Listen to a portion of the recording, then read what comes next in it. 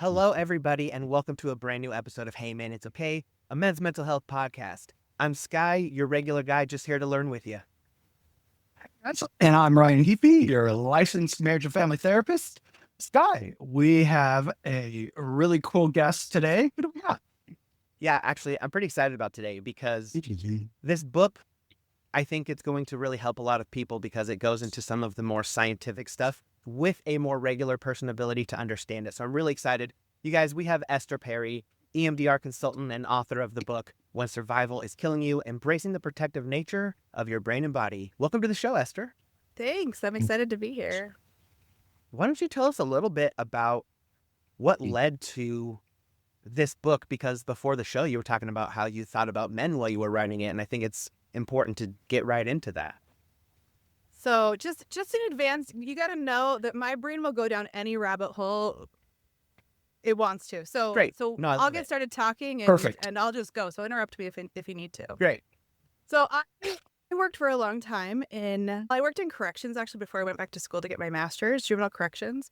And then I worked in schools and specifically alternative high schools as a therapist, not a counselor. It was an office in a high school where I was working with teens. And one of the challenges is when you're working with teens, especially in alternative high schools, who, they just don't have the reading skills. They don't have the ability to digest really difficult information. I went hunting many years ago. I was like, I have to find some resources that are more accessible. Yeah, it seems pretty like a really specialty thing to go into. Yeah. And I didn't know it, but I got channeled right into complex trauma. I mean, you're in an alternative high school. Of course, the students who are channeled into and funneled into a high school like that have stuff going on. My experience is students succeed if they're able or if they have the support, and these students didn't. So I went looking for books, and I read a lot of books, and I was like, this is great information. I still have to interpret it. I still have to figure out how to explain it in a way that doesn't require a PhD. So I think one day I said, crap, this has got to be me. That's what happened. I'm understanding enough. I'm explaining it in my sessions to people. I'm figuring out good analogies and ways to talk about it. And so that's really where that book kind of came from. It wasn't really like I want to do this. It was, oh shoot, it has to be me. Well, can you tell us a little bit about the book? Some of the key takeaways? So I'm very nerdy. I love science, and we're having a great movement in mental health where it's less stigmatized.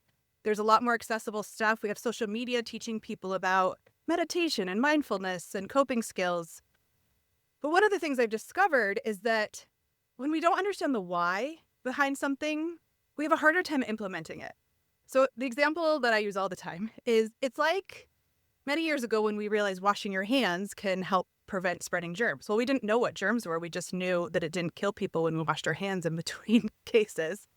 And if you went out in the world and said, you need to wash your hands, it helps you stay healthy, then you go, great. And you start washing your hands before you go to the bathroom or after you prepare food. And you're like, sure, but that's not that helpful, do you know? And I found that that's the case with coping skills and mindfulness and meditation. People kind of feel frustrated because they're trying to use it at times when it's not that effective or functional. But if you understand the why behind what's happening inside of your body and brain, then you can apply it, and you're empowered to apply it because you're like, oh, I know exactly what's happening. That is one of the most difficult things I think I struggle with is giving people the why behind meditation, mindfulness, coping skills. To me, it's kind of like working out. Like you don't see the benefits until you've actually done it for a few months. And then it opens like an entire new world for you. And I have used meditation maybe for 20 years now, all different types. And it truly is I believe it's my superpower. Like it's the thing that gets me through, keeps me going. But it's so hard for me to sell it to people. Yeah. And it is complicated. So like I said, I can talk about my book all day long and neuroscience all day long. Just get me started. I wrote my book in a way too. There's a few things. I've worked mostly with complex trauma, and it's hard because people are so steeped in something that it's hard to shift anything. And we talk a lot about anxiety in the mental health world, which I think is interesting. Actually, speaking of men's mental health, I think about this all the time. One of the most known things in mental health is fight or flight. Sure. Yeah. How often do we talk about fight? We don't. We talk about flight. We don't talk about fight. Ever. I worked in an alternative high school. If you have a panic attack, you get all the support, all the teachers stop and, help and support. If you punch a wall, you're in trouble. There's consequences. But the interesting thing is that's the exact same symptomology going on in your body. It's just acted out differently. So that's one of the things I think about a lot with men's mental health. A lot of and not to say that obviously always anger or violence or anything is always men, but statistically more often we see that in men's response to their overwhelm. And so, but we never talk about it. Why do we never talk about it? We literally say fight or flight all the time. When's the last time you heard somebody bring that up and then talk about fight? Maybe I'm in the wrong circles. Maybe they do, but I've never heard it. No, I can't recall people talking about that. And it's funny because my response to anxiety was fight. And I just thought I was an angry kid for so long and not dealing with anxiety. And it's not anxiety. I mean, it's not perceived or processed in the body as like fear, technically. I mean, if you think about it, right, you can find the fear underneath, but in the moment, it's not feeling like fear. It's feeling like protection. It's feeling like I'm going to take care of myself. Which more often men are socialized toward anyway when they're dealing with problems. So then anyhow. So I get really frustrated that all this time and even all these efforts, we're still leaving young boys out. We're still leaving men out of the equation. Like, why is that happening? So that's part of what I talk about. I talk about all the different ways that stress and threat manifest in your body. And anxiety is one of many. Some people are like, run to get help, right? Running to get help from people is a protection and a response to threat. Protecting others is a response to threat. First responders exist because there's some cool, crazy people who are like, there's a problem, I'm running toward it, right? It's so unusual, but we're so grateful because we have first responders who are willing to do that and somehow love that. And I think it's so cool. They want to help other people. So I talk about these different types of responses. It's not just anxiety. It's not just depression. Those are big parts of it and can be, but there's so many ways that we respond to stress and to threat in our bodies. Well, and so all of these are rooted in our nervous system response, right? Like we can call it getting flooded. And so what are some good ways to help either regulate that nervous system, help calm that fight flight? We also have freeze and fawn now. Yeah, caretaking, people pleasing. There's a lot of small things that we don't realize are part of that response to threat. So this is where my book, I think, is kind of interesting because I break it up into sections because when you're dealing with a lot, you don't have the capacity to read through like 200 pages before you get to solutions or like interventions. So it's what you'd call a curriculum. When you're doing a lesson plan, you have, one group of information, another, and it builds on itself.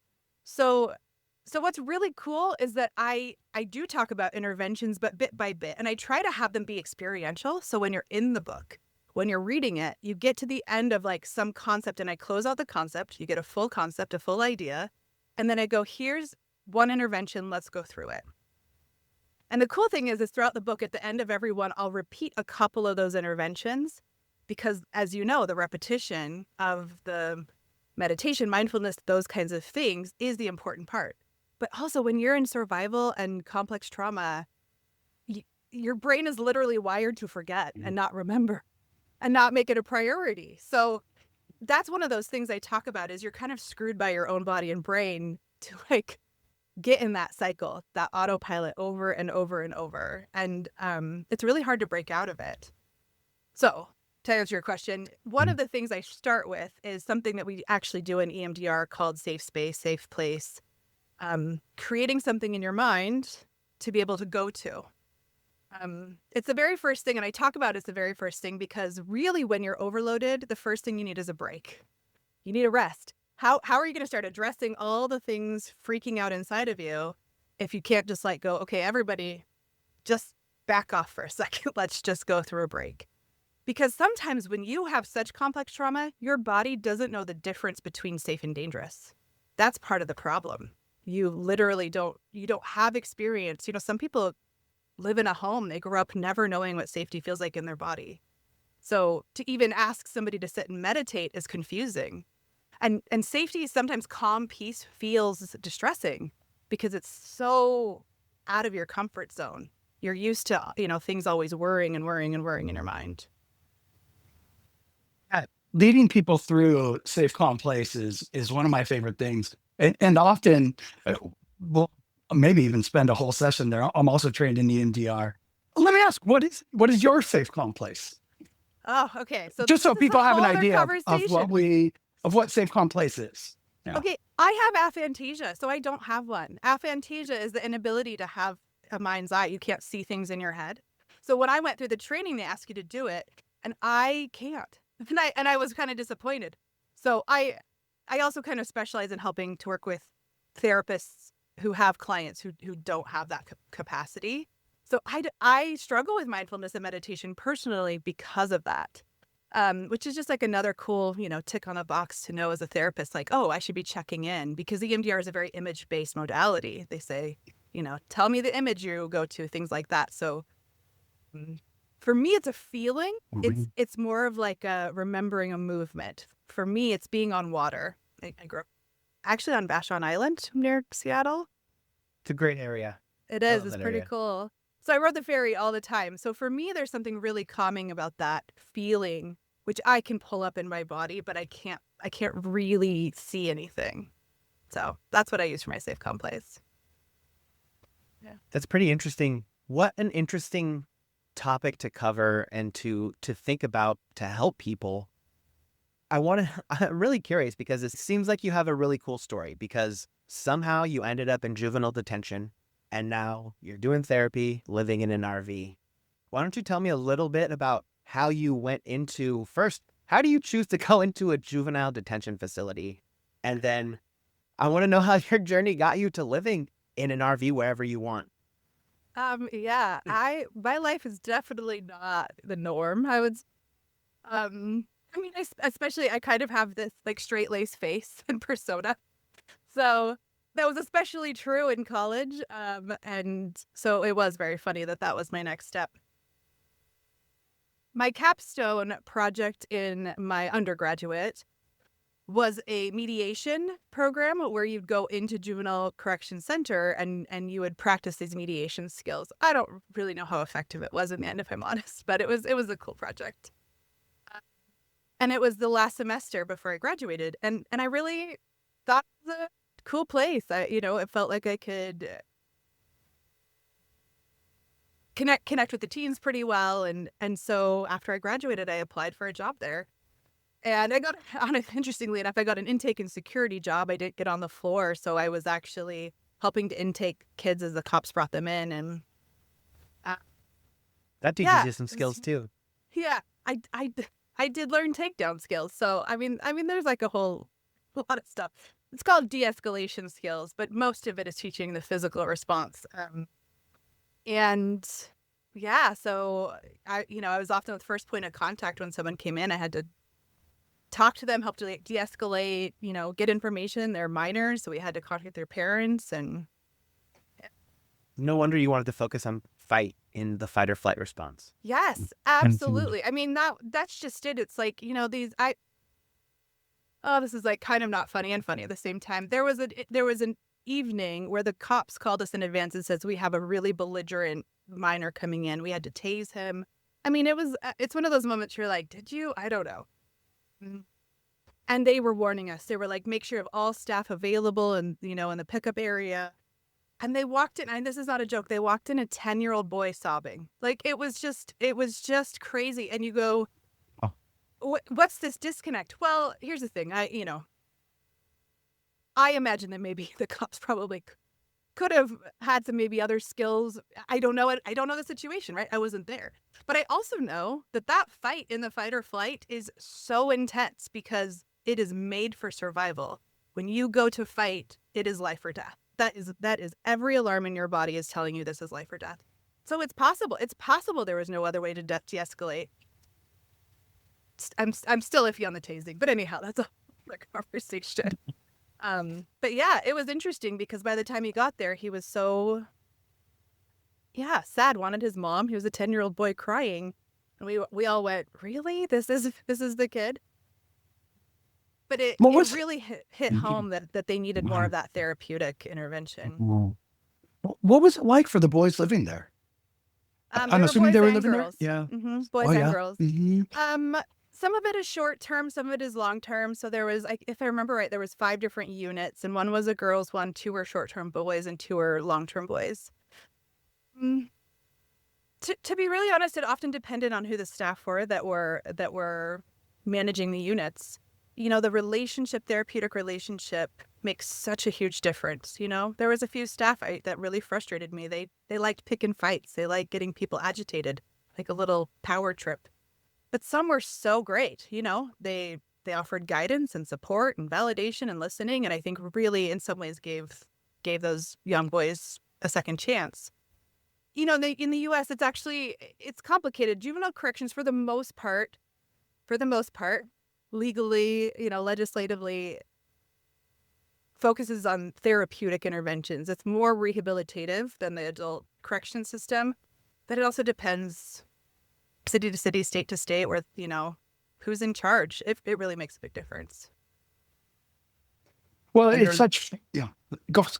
Oh, I was going to just say, under the proper leadership, what was the percentage of people that you saw actually adapt to these methods that you were teaching them? So we weren't teaching them at this place. The other counselors were there. I was part of the security at that one. But then I actually did work for Raymond Hall in Tacoma, if you're familiar. I'm actually not. Oh, Raymond Hall is the one right in Tacoma. That's a juvenile correction facility. And I actually tracked kids on house arrest for that when I went all over Pierce County. So yeah, I did. I've gotten a lot of experience with, young boys and young men, and we're really not meeting their needs in a therapeutic world. We just aren't. We aren't. And it's frustrating for me because when they go to get therapy, however old, a lot of times they're coming. The field of therapy is currently run by women, and there's nothing wrong with that, but it's very female heavy. It's very woman heavy, which is great. I'm so glad that we get women healing and working on healing. I was just talking about this yesterday, that it's probably like 10 to 15%, maybe men versus women in the field. And man, we really need more men in the field to reach out to other men. And I think we need even more understanding because part of the thing with, and there's some back and forth with this, because even historically, when most men were the therapists, they were all mostly treating women. So it's still very much treating women. True. So it's really complicated because in past times, the men treating, I think, perceived themselves as being kind of the measure of healthy. And therapists in general, we do that. I think a lot of times therapists go in going, I'm the functional one in my family. I'd be really good at this. And you find out being functional is also a trauma response sometimes. So I think the challenge is even the men I know in the field still don't have a lot of the tools and training. They're making it up on their own. And not to say it doesn't exist at all, but, one of the things I think about, so again, the fight or flight. We talk about fight or flight all the time, but there's another thing. We have fight or flight, which is your active response, right? Your body has and this is part of my book, has 2 totally separate systems of responding to a threat or a stress. And that is an active response. So adrenaline, cortisol, lots of oxygen, your muscles ramping up. But there is a second one that is a shutdown. And, the body keeps a score. Bessel van der Kolk talks about this, where where your body actually goes into collapse is a lot of times what we call it. Your body shuts off and shuts down. In animals, that looks like playing dead, right? Total flop. But it can look a lot of different ways. So shutting down could also just be dissociating, or zoning out is a better way to usually talk about that to people. And it could also, what we see a lot of the time is weirdly your body can do both. So you have an activated response while also clamping down. Both can happen at once, and often does. And my experience is that this is what's going on with a lot of men. Our society tells men, be stoic, hold it together, keep it to yourself, you can fix it. So it's a lot of white knuckle kind of experience going on, I think, for a lot of men in the world. And that starts happening so young. Like, how young do we start telling boys, stop crying? Why would you tell me that? Like, don't be a sissy, that kind of stuff. It's like so young. Early, 2, 3. Right. Now, and this is, okay, see, another part of all this, there's so many layers, is the development. Based on where you go through stuff in life really affects what happens. So, for example, if 2, 3, you're already being told, don't feel feelings, don't tell us your feelings, don't cry, don't show emotion. Well, weirdly, that's the age where you start to actually learn what you're feeling and what to call it. So we're going into sessions, again, often female-directed, woman-directed, where, again, this is not everybody. For the most part, women socially are allowed to have feelings or learn the words for feelings or learn what they are feeling and have some room to express them. Again, it's not straight across. But in that way, we go into a therapy session because we mostly work with women and we go, okay, well, tell me how you're feeling. Well, you are too many steps past, where somebody is developmentally arrested if you're working with a man who was told at 2 or 3 to stop expressing, right? So you go in and there's just this kind of shut down, white knuckle stoic, and you go, okay, well, tell me, where in your body do you feel that? How are you feeling? These things that therapists ask by default, just thinking that people have access to that. And a lot of men don't. That's been my personal experience, is a lot of men and young men don't.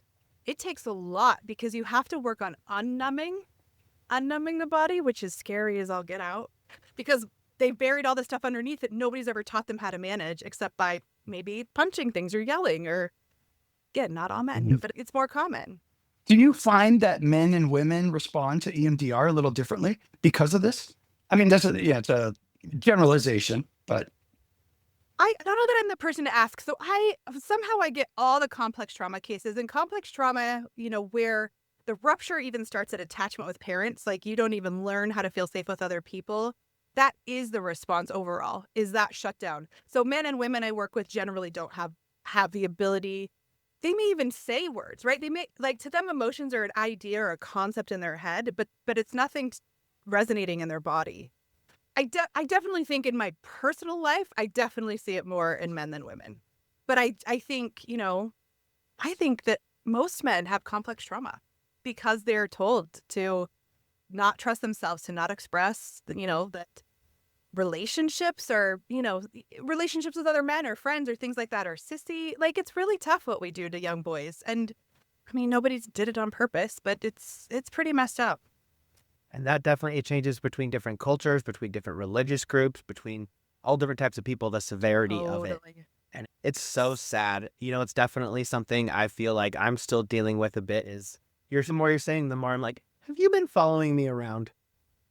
Because, yeah, I mean, it's something that I've dealt with where it was like, hide your feelings. And now I'm learning to show my feelings to my wife and not be stoic. And it's really difficult. Well, and because other people aren't comfortable with you doing that. Right. So if not only are you not comfortable, then you start doing it. Other people go, this is uncomfortable. Men are supposed to keep their feelings to themselves. Yeah. So, yeah, it's a catch-22 for sure.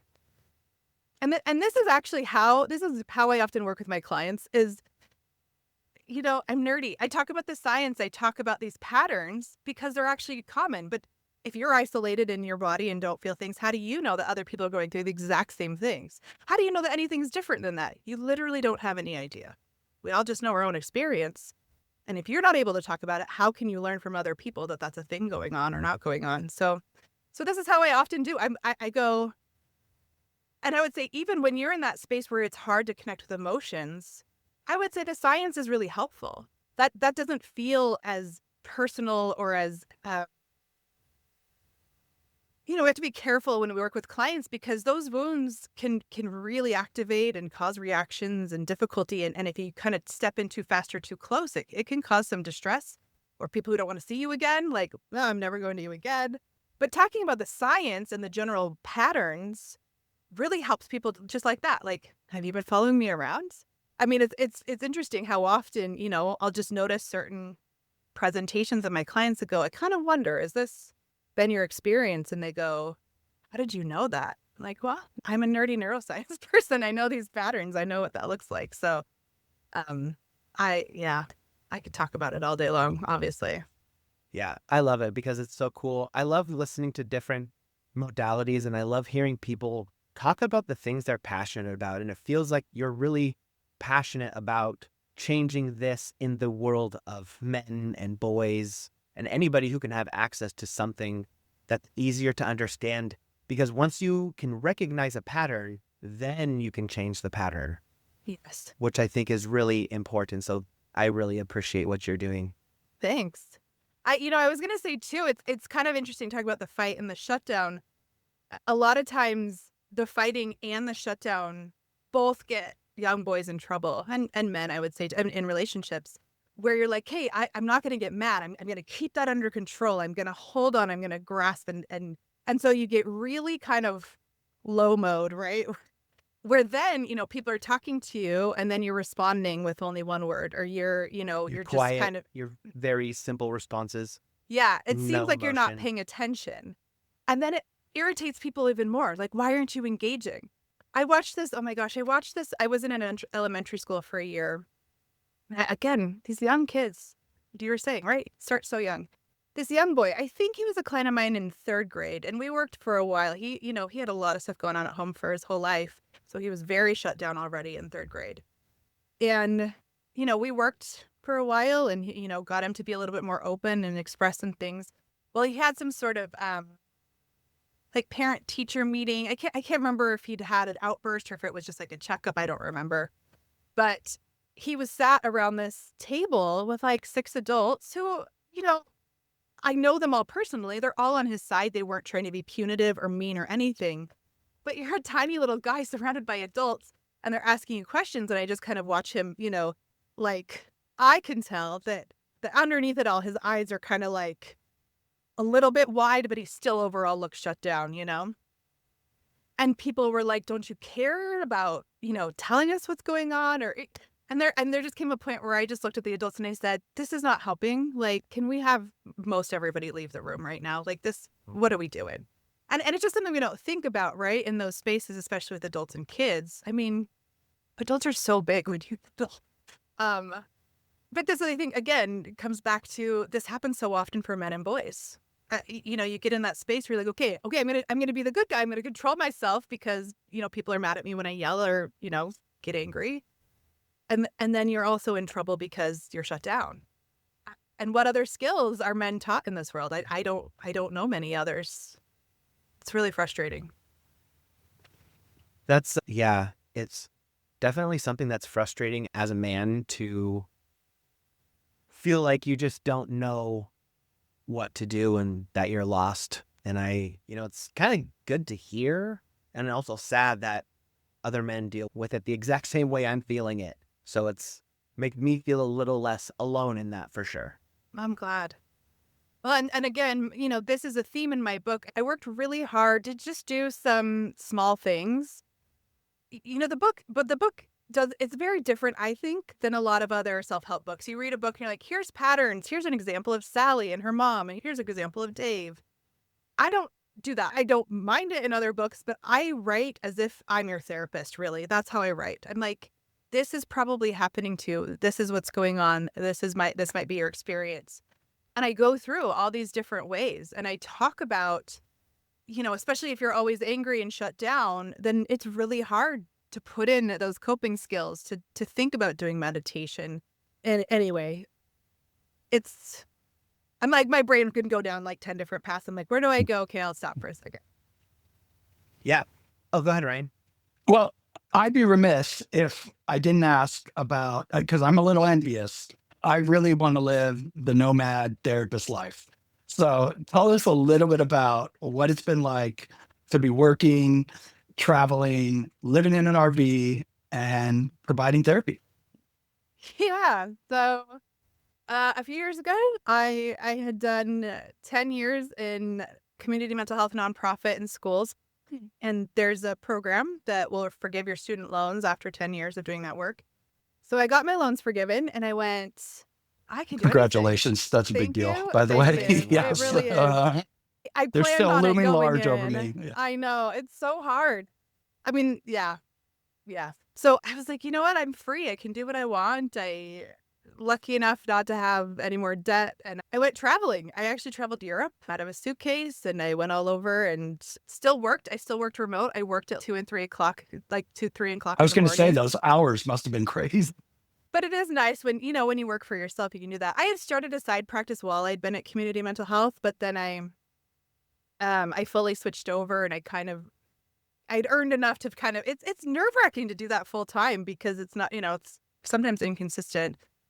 So yeah, I traveled. I went all over Europe and then I ended up, let's see, 2 years ago almost now in Mexico for a few months. And that was pretty great. I'm always trying to learn Spanish and never doing it well. I have, high school Spanish and I have a lot of clients I've worked with whose families only speak Spanish and you could use interpreters and that's great. But I've always tried and anyhow. So I spent some time in Mexico and when I got done, I was like, I don't know where I want to live. And so I bought an RV on a whim and it's a whole weird life. There's a lot of learning curve. And so for a year and a half, I've been traveling kind of along the West Coast. Now officially a snowbird. I was just in Seattle. Now I'm here in Arizona. Is it everything you wanted it to be? Yes and no. It's a lot of stress. RVs. There's a lot of things that can go wrong with them. I was really lucky to find one that had been very well maintained. It's old, but it's well maintained and it works really well. But even then, it's like you get a leak and you're like, oh my gosh, what do I do? Not that it's any different than owning a home, I'm guessing. But there's the added of like, how Well, it's a bad is home this? with an engine Exactly. that needs fuel and travels. Like, how bad is this going to get? Yes, am I going to just be, falling apart on the road here? I don't know. So yeah, there's a lot of stress to it and a learning curve. I'm always fascinated by the engineering. The engineering is amazing because you can plug it in and switch it on, or you can turn on a generator that still runs everything. And then all the different, you have a certain amperage with plug-in and you have to make sure not to go over that. And then with the generator, it's a different one. So you have to be mindful of that. But then you could turn it off and use the batteries for some things. And I don't understand how these people figured out how to build something that's so contained and works really well.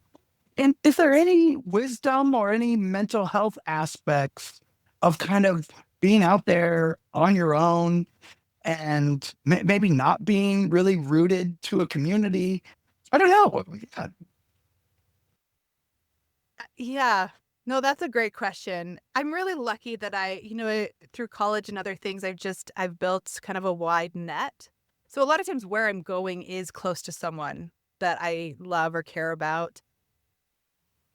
I'm also part of a faith community, so I can kind of jump into like a local church group that, usually lucky enough for me, most of the time I found a really great place to attend and, there's community support and activities and stuff. So yeah, it's a little different that way because yeah, you can't build roots.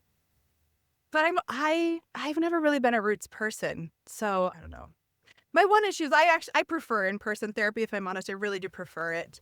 And I have a few clients who stayed with me, but still are like upset with me some days that I'm not in person, which totally valid. The challenge is I'm licensed in Colorado. That's the last place I was full time.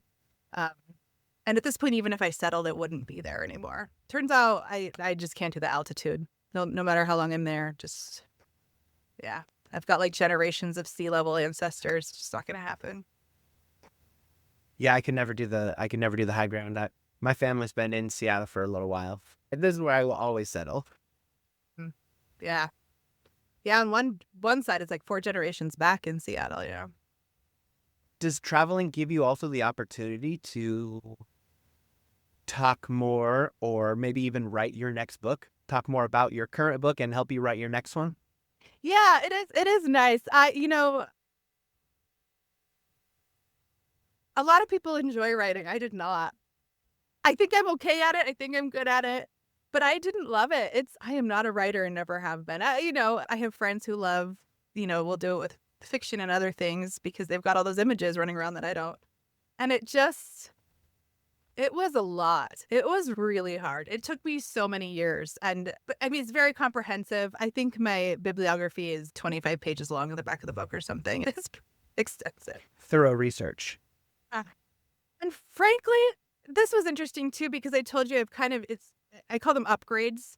I talk about it at the beginning of the book. It's upgrades, right? Each curriculum, each section is standalone, and then you can upgrade to the next. As I was working on it, I'd hit writer's block. Even though I thought I had all the knowledge I needed to write the next section, I'd still get stuck and I'd get stuck. And then it was interesting because what was happening is I realized I needed to personally figure some of this stuff out. Like, I couldn't write about it because I was still stuck in some of my own therapeutic places, relationships, trauma, all the things. And I went, oh, and it wasn't until I kind of hit that hump, then I would be able to kind of let it all out on paper. And so my experience with writing a book is that it was really hard, and it was like a whole life refining, which is great and awesome. So just thinking about writing another, I'm like, I would really, but I don't know, maybe it's like having a kid. I haven't had my own kids, but I hear that, after it's done, you go, actually, that might be fun again. So, well, we'll see. How long did it take you? Let's see. So it came out at the beginning of this year officially. And what's funny is I thought I started in 2019, but I actually chatted with an old client a few months ago, and she said that I was talking about it in 2017. I was like, really? For that. So really, it was like pinging in my head for a couple years before I even started, putting it into the document. So a long time. What is that? 8 years? Does that sound right? 7, 8 years. Yeah. Yeah. It was a long time. We're getting close to the end here. Is there any great parting words or any wisdom, especially for men out there, with all of the neuroscience research that you've done, that they can take away from this? I mean, the first thing that came to mind, so I don't know how genius this is or anything, but the first thing that came to mind is that when you're working with somebody whose default is numb or kind of like clamping down on that, active response, you don't want to. For some men, it is anxiety and not fight, right? But that fight or flight feeling, the clamping down, makes it really hard to work on things because you are afraid of kind of the top coming off and kind of Pandora's box. And one of the challenges in our therapy world these days is we're into selling things fast. We really want therapy to go very quickly. There's so much research about 6 sessions or less or 12 sessions or less. And that's really insurance-based, which I have a lot of feelings about. The faster, the better. And my experience with that kind of response and symptomology is that going slow is very important. That you can do it, and it is possible. And the reason that people bulk at therapy, right? They go see a therapist and they try it a little while. They're like, I can't do that. A lot of times is because somebody is trying to uncork things way too fast. And that is very destabilizing. So I would say I like to recommend find a therapist who's willing to go at your pace.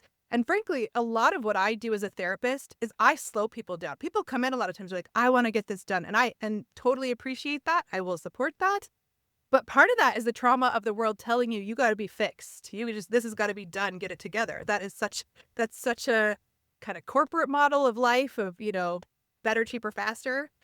And that just doesn't work with our bodies, right? You have to build the relationship, the trust, the support. Your body will naturally start the uncorking process the more safe and the more you trust your therapist. And so I work really hard with people who are numb because they don't know that they're uncorking sometimes, right? They're going into something and they don't know that they're kind of, it's all going to start bulging out and freak him out. And so I do a lot of checking in and say, hey, does this still feel okay? Do we need to take a pause? I want you to check in and I want you to notice if that's feeling, rough. So that was maybe a long response, but that's my advice, is to have people to really take the time and know it's going to take time, and that's okay.